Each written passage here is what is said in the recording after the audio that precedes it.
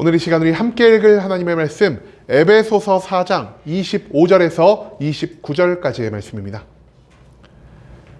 에베소서 4장 25절에서 29절까지의 말씀 여러분들을 대표해 제가 읽도록 하겠습니다.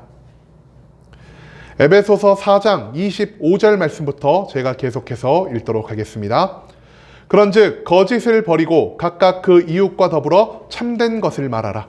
이는 우리가 서로 지체가 됨이라. 분을 내어도 죄를 짓지 말며 해가 지도록 분을 품지 말고 마귀에게 틈을 주지 말라.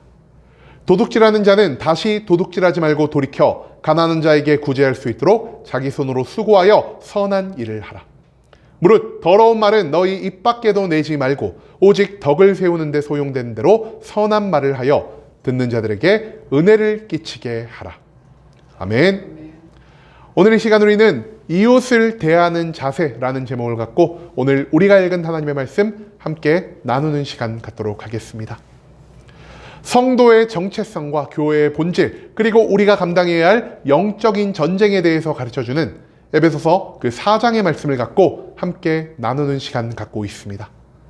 오늘 본문 말씀 가운데에서 우리는 하나님을 믿는 믿음 가운데에서 거듭난 우리 그리스도인들이 이 세상 가운데 어떤 모습을 보이며 살아가야 하는지에 대해 배울 수 있게 될 것입니다. 그렇다면 우리가 우리의 이웃들에게 보여야 할 천국 백성의 모습은 무엇이며 오직 무엇을 통해서 우리가 이러한 삶의 모습을 보이며 살아갈 수 있는지 오늘 본문 말씀 한 절 한 절 찾아보며 함께 알아보는 시간 갖도록 하겠습니다. 먼저 본문 25절 말씀에서 성경이 이렇게 말합니다. 그런즉 거짓을 버리고 각각 그 이웃과 더불어 참된 것을 말하라. 이는 우리가 서로 지체가 됨이라. 25절 말씀부터 바울은요, 하나님을 믿는 믿음 가운데에서 거듭난 우리 그리스도인들이 이웃을 향해서 어떤 삶의 모습을 보여야 하는지를 가르쳐주고 있습니다. 그리고 바울은요, 여기서 가장 첫 번째로 우리가 거짓을 버리고 참된 것을 말하며 살아가야 한다는 것을 강조하고 있다는 것이죠. 여러분, 그렇다면 가장 먼저 거짓이란 것은 무엇일까요? 여러분, 우리가 거짓하면 가장 먼저 떠올리는 게 무엇이죠?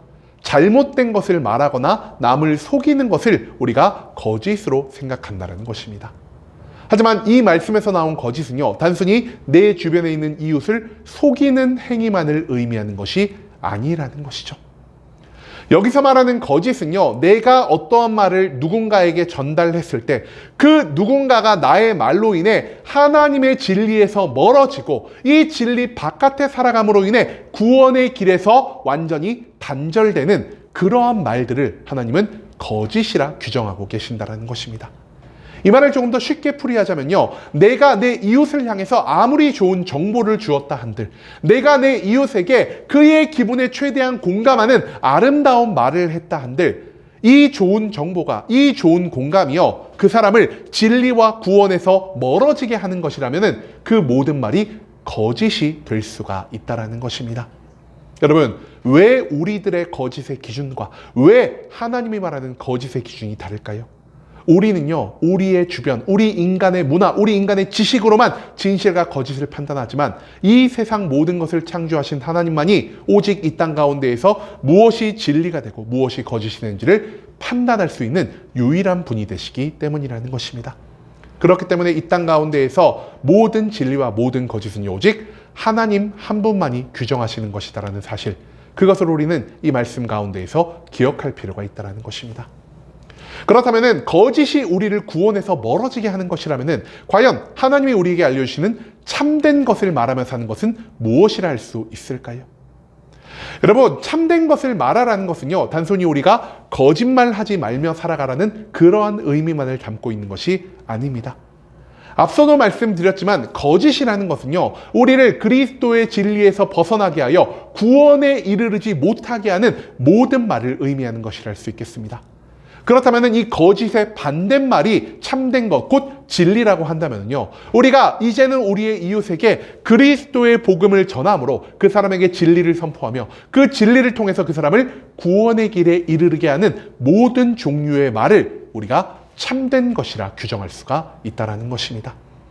한마디로 우리는요, 내 주변 사람들에게 세상의 진리를 알리며 살아가는 것이 아닌 무엇보다 하나님의 진리를 먼저 선포하며 살아가야 할 것이고요.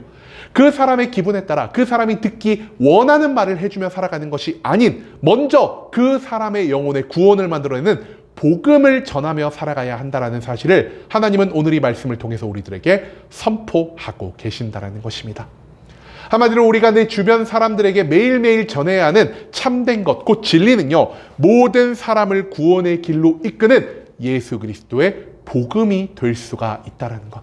그렇기 때문에 우리가 항상 쉬지 말고 내 주변에 있는 모든 사람들에게 그리스도의 복음을 전하며 살아가야 한다는 사실을 오늘 이 본문 말씀은 우리들에게 강조하고 있다는 것입니다. 그 다음 이어진 26절과 27절 말씀에서 성경은 이렇게 말합니다. 분을 내어도 죄를 짓지 말며 해가 지도록 분을 품지 말고 마귀에게 틈을 주지 말라. 26절과 27절에서 바울은요, 다시 한번 우리가 거듭난 그리스도인으로서 내 주변 이웃들을 어떻게 대해야 하는지를 가르쳐주고 있습니다. 여러분, 이 말씀에서 바울이 핵심적으로 강조하는 건 무엇일까요? 바울은 지금 분노에 관해서 말하고 있습니다. 그런데요, 이 분노에 관해서 바울이 어떻게 말을 하고 있죠? 우리가 앞선 26절 말씀을 보면 뭐라고 말합니까? 분을 내어도 죄를 짓지 말고 해가 지도록 분을 품지 말고라 하고 있습니다.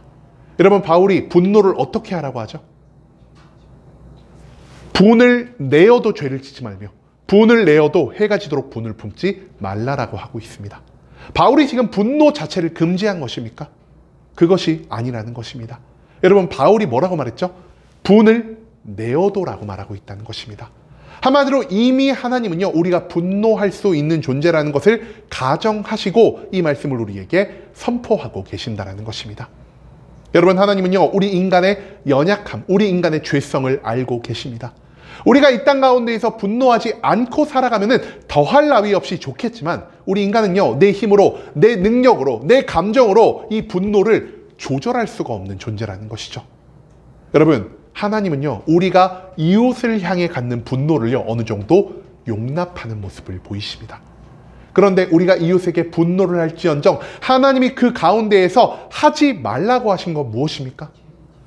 하나님이 금지하신 것 두 가지입니다. 첫 번째, 분노를 내어도 그 분노를 너의 이웃에게 표출하는 악한 행동으로 이 분노를 이어지지 말게 할 것이다.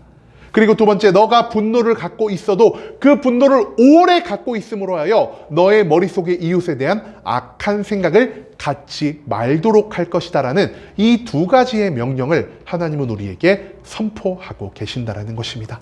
한마디로 분노까지는 하나님이 이해하고 용납할 수 있는 범주이나 이 분노가요, 우리의 삶 가운데에서 또 다른 죄악으로 연결이 된다면 하나님은 그것을 악으로 규정하실 수밖에 없다라는 것입니다. 여러분, 그런데요, 하나님이 또 우리에게 어떤 말씀을 하셨죠? 우리가 오늘 본문의 26절을 다시 한번 보겠습니다. 어떻게 할 때까지 분노를 품지 말라고요? 해가 지도록은 분을 품지 말아라. 한마디로 오랫동안 분노하지 말 것, 잠깐만 분노하고 말 것을 하나님은 우리에게 요구하고 계신다라는 것입니다. 여러분, 왜 우리가 잠깐만 분노해야 할까요? 우리의 분노가 오래되면 오래될수록 우리의 머리는요, 악한 생각, 내가 저 사람한테 어떻게 복수를 하지? 내가 이 분노를 어떻게 하면 저 사람한테 몰래 표출을 하지라는 이런 생각으로 가득 찰 수밖에 없다라는 것입니다. 여러분, 그렇기 때문에 우리가 분노할 때요, 우리 마음에 틈이 벌어지게 됩니다. 그리고 그 틈을 타서 누가 우리의 마음에 들어오게 된다라고 바울 말하고 있죠? 바로 마귀 사탄이 우리의 마음 가운데 들어와 우리를 죄와 사망과 멸망의 길로 인도할 수밖에 없다라는 사실을 바울은 이 말씀을 통해서 우리에게 알려주고 있다는 것입니다. 여러분, 분노 자체는요, 죄가 되지 않습니다. 하지만 이 분노가 우리의 머릿속에서 계속 반복되고 우리의 마음속에서 계속 남아있어서 이 분노가 우리의 삶에서, 우리의 생각에서 죄로 이어진다면 이것은 하나님 앞에 있어서 악한 일이 될 수밖에 없다라는 사실을 우리가 다시 한번 기억할 필요가 있다는 것입니다. 여러분, 그렇다면 우리가 과연 이웃으로 인해서, 내 주변 사람들로 인해서 분노하게 되었을 때 우리는 이 분노를 어떻게 해소할 수가 있을까요? 앞서 말한 것처럼 우리는요, 내 주변 이웃들에게 분노를 표출하거나 악한 일을 범해서는 안 될 것입니다. 그렇다면 나는 평생 내 마음속에 분노를 쌓고만 살아가야 할까요? 그것 또한 아니라는 것이죠. 여러분, 우리가 내 주변 사람들에 의해서, 내 주변 상황에 의해서 무언가 분노의 마음을 가질 때 우리가 해야 할 것은요, 기도입니다. 하나님께 기도함으로 우리가 분노한 모든 것들을 하나님께 토해내어야 할 것이고요. 그 기도 가운데 우리에게 안정과 평안을 주시는 하나님의 위로하심을 받아서 이제는 죄에서 완전히 멀어진, 분노하되 오랫동안 분노를 가지고 있지 않고, 분노하되 내 주변에 분노를 표출하지 않는 이러한 삶을 살아가야만 한다는 것. 그것이 바로 믿음 가운데에서 거듭난 우리 그리스도인의 의무가 되어야 한다는 것을 오늘 이 본문 말씀은 우리들에게 알려주고 있다는 것입니다. 그 다음 이어진 28절 말씀에서 성경은 이렇게 말합니다. 도둑질하는 자는 다시 도둑질하지 말고 돌이켜 가난한 자에게 구제할 수 있도록 자기 손으로 수고하여 선한 일을 하라. 28절 말씀에서 바울은요, 다시 한번 거듭난 그리스도인들이 주변 이웃들을 향해 어떤 삶의 모습을 보여야 하는지를 우리들에게 가르쳐주고 있습니다. 여러분, 이 말씀에서 바울이 무엇을 우리에게 가르치고 있죠? 우리가 더 이상 도둑질하는 것이 아니라 구제하는 삶, 즉 내 주변의 어려운 삶을 도우며 살아가라는 것을 말하고 있다는 것입니다. 여러분, 그런데요, 우리가 도둑질하는 그 이유가 무엇일까요? 우리가 도둑질을 하는 이유는요, 내가 남의 것을 빼앗음으로 인해서 나의 삶이 지금보다 조금 더 윤택해지기를 바라기 때문이라는 것입니다. 그런데요, 하나님이 우리가 이런 악한 마음을 가지고 타인의 것을 빼앗을 때 우리가 타인의 것을 훔치고 빼앗는 그 사실을 알고 계실까요? 모르고 계실까요? 하나님이 그 모든 것들을 알고 계신다는 것입니다. 그리고 하나님은요, 죄악을 미워하시는 분이시고요, 죄악된 방법을 통해서 풍요로운 삶을 추구하는 우리들의 삶을 심판하시는 분이라는 사실을 우린 또한 생각해 볼 필요가 있다는 것입니다. 그렇기 때문에 하나님 바깥에서 악한 방법으로 나의 만족과 유익을 위해 타인에게 피해를 끼치면서까지 얻은 이 모든 악한 재물은요, 하나님의 심판과 징계로 인해 우리의 손아귀에서 금방 떠나버릴 수밖에 없다는 사실을 우리는 기억할 필요가 있다는 것입니다. 여러분, 하나님은요, 우리가 가진 것에 항상 만족하며 살아갈 것을 원하고 계십니다. 그리고 우리가 가진 것에 만족하는 데에서 멈추는 것이 아니라 우리가 하나님께 받은 그 만족할 만한 재물을 나 혼자만 누리지 말고 내 주변 이웃들에게 조금이라도 흘려보내며 살아갈 것을 요구하고 계신다는 것이죠. 여러분, 하나님이 우리에게 값없이 주신 축복을요, 내 주변에 있는 이웃들과 값없이 나누며 살아갈 때 하나님은 우리의 삶을 기뻐 받으실 것이고요, 우리의 삶 가운데 재물과 그 외에 우리가 바랬던 수없이 많은 것들을 또 다른 축복의 형태로 공급하여 주시는 분이라는 사실을 우리는 성경 속의 수많은 사람들의 이야기를 통해서 배울 수 있게 된다는 것입니다. 여러분, 이 세상의 재물의 주인은 누구입니까? 이 세상의 재물의 주인은요, 위대한 대기업의 사장도 아니고요, 나도 아니고요, 내 앞에 있는 사람도 아닙니다. 이 세상에 있는 모든 재물의 주인 오직 하나님 한 분밖에 없기 때문에 하나님이 원하시는 대로 내가 가지고 있는 모든 것에 만족하며 내가 가지고 있는 모든 것을 내 주변에 흘려보내며 살아갈 때 재물의 주인 되신 하나님이 우리의 삶에 재물을 더하여 주신다는 사실을 바울은 이 말씀을 통해서 우리들에게 선포하고 있다는 것입니다. 그리고 마지막 29절 말씀에서 성경은 이렇게 말합니다. 무릇 더러운 말은 너희 입 밖에도 내지 말고 오직 덕을 세우는 데 소용되는 대로 선한 말을 하여 듣는 자들에게 은혜를 끼치게 하라. 29절 말씀에서 바울은요, 거듭난 그리스도인이 우리 주변 이웃들에게 보여야 하는 삶의 모습을 마지막으로 가르쳐주고 있습니다. 여러분, 바울은 마지막으로 우리에게 악한 말을 하는 것이 아닌 선한 말을 하며 살아갈 것을 요청하고 있습니다. 그런데요, 우리의 입술은 무엇을 하기 위해 지어진 것입니까? 우리의 입술, 단순히 내 생각을 토로하고 내 감정을 토로하기 위해 만들어진 것이 우리의 입술입니까? 그게 아니라는 것입니다. 여러분, 우리 인간의 모든 입술은요, 하나님의 도구로서 사용되기 위해 하나님을 찬양하고 하나님의 뜻을, 하나님을 알지 못하는 세상 모든 사람들에게 전하기 위해서 창조된 것이라는 사실을 우리는 절대로 잊지 말아야 한다는 것입니다. 여러분, 그렇기 때문에 우리가 입술에 나오는 말로 해야 할 건 무엇입니까? 우리의 입술에 나오는 말을 통해서 우리는요, 이 세상에 하나님의 뜻과 하나님의 의지를 전하며 살아가야 한다는 것입니다. 그렇기 때문에 오늘 본문 말씀에서 바울은 우리에게 선한 말을 하며 살아갈 것을 요청하고 있습니다. 선한 말은 무엇입니까? 우리가 잘 아는 것처럼 축복과 사랑과 감사와 위로를 통해서 이 땅 가운데 하나님의 사랑을, 이 땅 가운데 하나님의 자비를 알리는 것이 바로 우리 입술에 가진 역할이라는 것입니다. 하지만 지금 우리는 어떤 말을 하며 살아갑니까? 하나님의 뜻대로 전하는 이 선한 말이 아닌 하나님의 뜻을 벗어난 말들, 축복 대신 저주의 말을 하고 있고요, 사랑 대신 시기의 말을 하고 있으며, 감사 대신 다툼을, 위로 대신 분노를 선포하며 살아가는 것이 바로 우리들의 어리석은 모습이라는 것입니다. 여러분, 저주와 시기와 다툼과 분노는요, 하나님의 뜻이 될 수가 없습니다. 그렇기 때문에 하나님의 뜻이 될 수 없는 이 모든 것들은 우리의 입술을 통해 선포되어져서는 안 된다라는 사실을 오늘 이 말씀 가운데에서 우리는 기억해야만 한다는 것입니다. 그리고 만약 우리의 입술을 통해서 축복과 사랑과 감사와 위로 같은 하나님의 뜻이, 하나님의 마음이 이 땅 가운데 선포될 때, 그제서야 하나님을 알지 못하는 내 주변에 있는 모든 이웃들은요, 나의 입술의 말을 통해서 선포되는 이 선한 것을 통해 하나님의 사랑을, 하나님의 거룩을 간접적으로나마 경험할 수 있게 된다는 것, 그것을 바울은 마지막으로 우리들에게 알려주고 있다는 것입니다.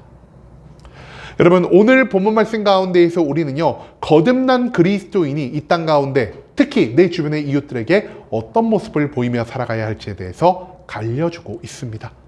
특히 오늘 본문 말씀에서 우리는 내가 이웃에게 보여야 할 4가지의 모습을 찾아볼 수 있는데요, 그중 첫 번째 무엇이냐? 우리가 앞서 나눈 것처럼 이제는 저들을 구원에서 멀어지게 하는, 진리에서 멀어지게 하는 모든 말을 행하며 살아가는 것이 아닌 내 이웃에게 다른 모든 것에 앞서 복음을 전함으로 저들에게 믿음과 구원을 소개해야만 한다는 사실을 오늘 본문 말씀은 우리들에게 알려주고 있습니다. 두 번째로 우리가 해야 할 건 무엇입니까? 우리는 분노할 수 있는 연약한 인간입니다. 하지만 이 분노를 오직 누구에게만 표출해야 한다라고요? 기도를 통해서 나의 분노를 하나님께 표출하고요, 이 분노를 표출하는 가운데에서 악을 저지르지 않도록 하나님이 주시는 위로와 안정과 평안을 얻어야만 한다는 사실, 그것을 또한 바울은 이 말씀을 통해서 우리들에게 가르쳐주고 있다는 것입니다. 세 번째로 우리는요, 하나님이 나에게 주신 모든 것들에 만족하며 하나님이 값없이 나에게 주신 이 재물의 축복을 조금이라도 내 주변에 가난한 이웃을 위해 흘려보내며 살아가야 한다는 것을 오늘 이 말씀은 우리들에게 선포하고 있습니다. 그리고 마지막으로 우리가 나의 입술을 통해 나의 감정, 나의 생각, 악한 것, 하나님의 뜻과는 정반대되는 것을 선포하며 살아가는 것이 아닌 오직 내 입술이 지어진 그 목적대로 하나님의 뜻과 하나님의 마음을 선포하며 내 주변에 있는 모든 사람들에게 하나님의 선하심, 하나님의 거룩과 사랑을 온전히 전파하며 살아가야 한다는 사실을 바울은 이 말씀을 통해서 우리들에게 알려주고 있다는 것입니다. 그리고 이처럼 거듭난 그리스도인의 삶의 4가지의 모습을 통해 내 주변에 하나님을 알지 못하는 모든 사람들이 나의 삶으로 하나님을 알아가고 나의 삶을 통해 하나님을 믿을 수 있게 되고 나의 삶을 통해 구원의 길에 이르게 하는 것, 그것이 바로 거듭난 우리를 통해서 하나님이 이 땅 가운데 세워가실 하나님 나라의 계획이라는 사실을 우리는 절대로 잊지 말아야 한다는 것입니다. 여러분, 그런데요, 앞서 나눈 모든 것들 나의 힘과 나의 능력으로 할 수 있는 것입니까? 오직 복음만을 전하고요, 내가 이웃에게 분노하지 않으며 남의 것을 훔치는 것보다는 나눠주고 선한 말만을 하며 살아가는 것, 이 모든 것이요, 말로 할 때, 설교로만 들을 때는 너무나 쉬워 보이고 너무나 간단한 것처럼 보이지만 실제로 우리의 삶 가운데에서 나의 힘으로, 나의 능력으로, 나의 열정으로, 그리고 나의 성품으로 도무지 감당할 수 없는 것이라는 사실을 우리는 또한 생각해 봐야 한다는 것입니다. 그럼에도 불구하고 나의 힘과 능력으로 감당할 수 없는 이 모든 것들을 왜 하나님은 우리에게 명령하고 계신 것일까요? 여러분, 이 모든 선한 삶의 모습, 이 모든 거듭난 그리스도인의 의무를 나의 힘과 능력으로는 할 수 없지만 하나님을 믿는 믿음 가운데에서 하나님이 나를 거듭나게 하신다면 이전과는 완전히 달라진 이 거듭난 삶의 모습을 통해서 우리는 하나님의 능력과 하나님의 성품을 받을 수 있게 될 것이요, 우리가 하나님에게 받은 능력과 성품을 통해 하나님의 뜻대로 이 땅을 살아가며 온 세상에 이 4가지의 삶의 모습을 통해 하나님을 온전히 전파하는 삶을 완성할 수 있게 된다는 것을 오늘 이 말씀은 우리들에게 드러내고 있다는 것이죠. 여러분, 믿음을 통해서 거듭난 그리스도인의 삶의 모습이요, 이 세상 가운데 하나님의 살아계심을, 하나님의 전지전능하심을, 온 세상을 향한 하나님의 사랑과 계획을 전달할 수 있는 유일한 통로가 될 수 있다는 것, 그것을 오늘 이 말씀 가운데에서 우리는 배울 수 있게 되었다는 것입니다. 여러분, 이제는 하나님을 먼저 믿으며 살아간 우리들의 삶을 통해서 하나님의 사랑과 하나님의 거룩이 온 세상에 흘러 넘칠 수 있기를 원합니다. 오직 믿음으로 하나님이 주신 능력과 성품을 통해 거짓과 분노와 탐욕과 저주의 이 모든 모습을 물리치고 오직 하나님의 사랑과 축복을 이 세상에 보이며 살아갔던 그리스도의 모습을 닮아가는 것이 우리 거듭난 자들에게 주어진 하나님 나라 백성의 의무가 된다라는 사실을 오늘 이 본문 말씀은 우리들에게 거듭 강조하고 있다는 것입니다.